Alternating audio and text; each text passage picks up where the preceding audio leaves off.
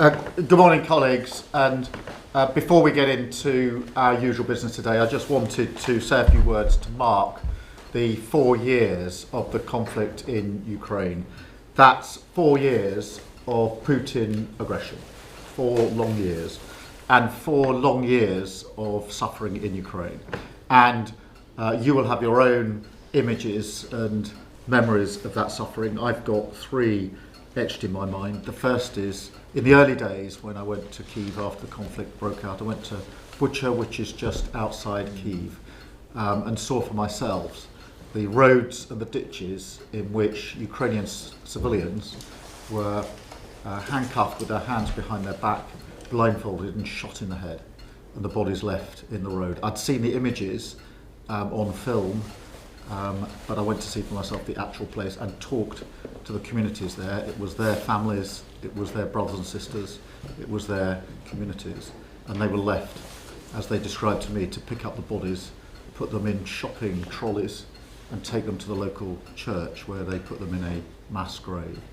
The second etched in my memory was last year when I went to one of the busiest hospitals in Kyiv and saw for myself the incredibly awful burns on some of those who had returned from the front line, burns the like of which I'd never seen in my life before. And at the same time I went to a primary school to meet children who were 5, 6, 7 years old, who had lost both their parents to the conflict. There will be many examples, including the recent attacks on the energy system, which when it was minus 18 degrees, left people freezing in their homes. But that is the suffering inflicted by the aggression of Putin. My message to you, the Cabinet, and to the country today, as we mark this 4 years, is that we stand with Ukraine for as long as it takes. I wanted also to pay tribute to the incredible resilience of the Ukrainians, and it is incredible resilience. When this conflict broke out 4 years ago, it was assumed it would be a matter of weeks before Putin took the whole of Ukraine. That's what everybody believed to be the case. 4 years later, the Ukrainians are holding out against that aggression.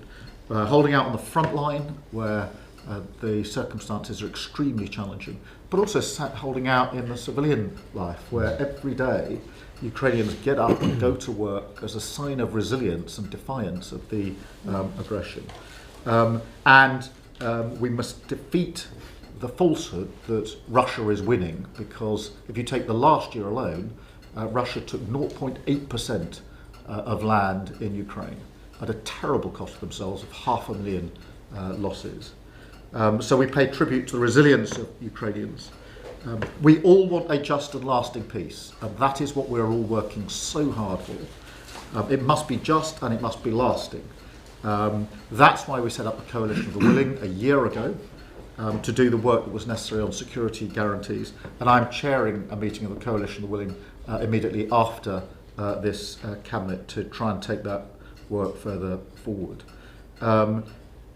But let's be clear, in terms of getting to that just and lasting peace, it is Putin who is standing in the way. Volodymyr Zelensky has shown willing, he's taken the lead. It is Putin who is standing in the way, and that's why we must always double down on our support for Ukraine. That means capability, it means resource, it means more sanctions, and today I'm pleased that we're announcing the biggest package since 2022 in terms of sanctions package. That's 300 energy companies, Russian energy companies, that are being targeted. And we're doing a lot more work on the shadow fleet, which is essential in terms of weakening the ability of Russia to continue with this aggression. And then finally this, because this is not a remote conflict a long way away from the United Kingdom. It's about us in so many levels. It's about our values of freedom, democracy, and the right of a country to decide for itself what it does, which is democracy and sovereignty. It has already impacted us over and above the work we've done on capability, resource, sanctions, etc., because it has hit every family with the cost of living.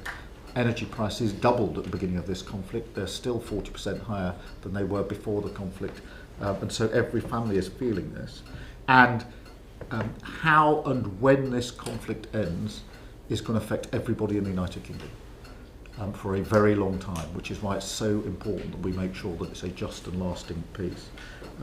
And Ukraine is very much the front line of our freedom, and we need to bear that in mind as we mark this 4 years since the outbreak of this awful conflict. Thank you, colleagues. Thank you.